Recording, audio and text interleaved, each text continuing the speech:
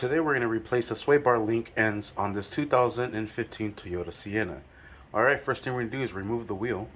Alright, I'm going to use a 22mm socket to remove the lug nuts. Alright, and that exposes our sway bar link here. And look at all the play that it has.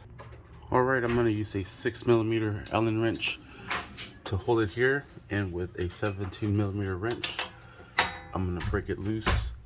See everything turning. And like that, you're able to get it off. Alrighty, here comes the first one. And there it is. Still a little good, but it is ripped right there. So, let's take off the bottom one now. This one is a little bit harder, so I'm using my little sledgehammer to help me out.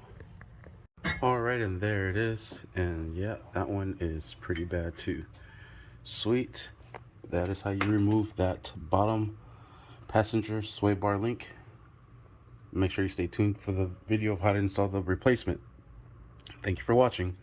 Please like and subscribe.